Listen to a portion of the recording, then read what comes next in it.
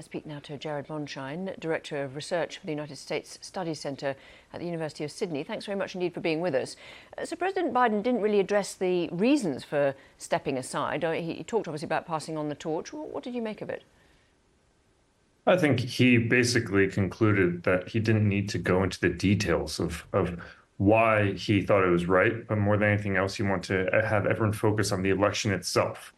He would tell you, and he told you in the speech today, that the American democracy is greater than any one person, and he decided to choose country over party and his patriotism over his individual ambitions. That's what he would say. And so I think he didn't want to highlight any of the negative aspects of what has occurred over the last month since that pretty disastrous debate. He wants to move ahead and have all the focus be on Kamala Harris and finishing out his term as strong as possible. And how difficult will it be for him to achieve any of his aims now that he is on his way out? What will he prioritise, do you think?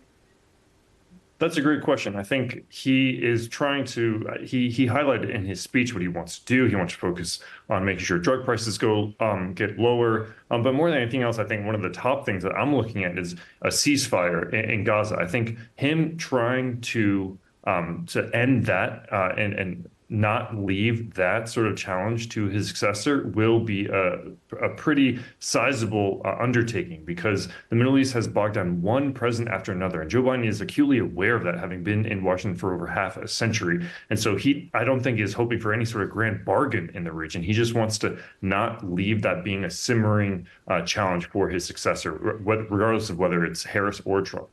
And he'll be meeting on, presumably that will be one of the topics they'll discuss when he meets the Israeli Prime Minister Benjamin Netanyahu in Washington on Thursday today. How difficult is that relationship now, given that the impetus is switching to other people, the next president for Prime Minister Netanyahu, and they've also had that difficult relationship in the last few months, haven't they?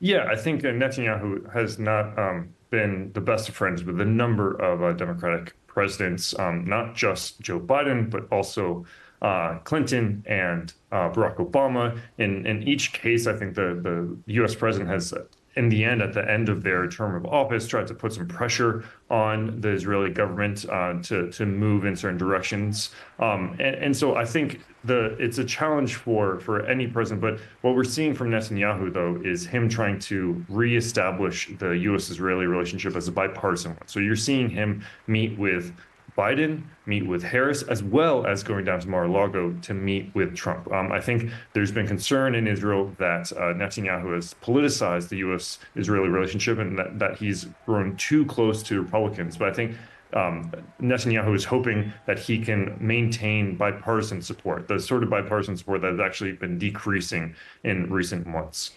And you talked about the challenges for President Biden in the next few months. How difficult is the relationship between him and Kamala Harris now that we assume she's going to be the presumptive nominee for that election? How will they navigate that relationship now?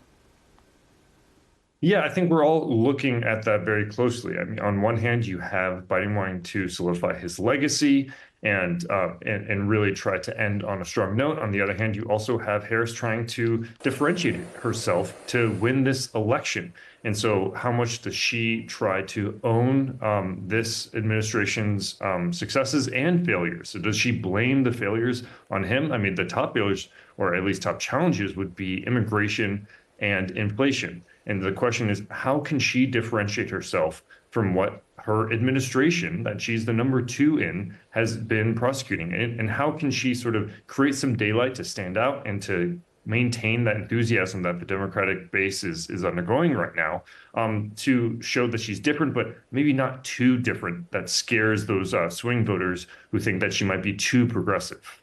Jared Mondschein, thank you very much indeed for your analysis. Thank you. My pleasure.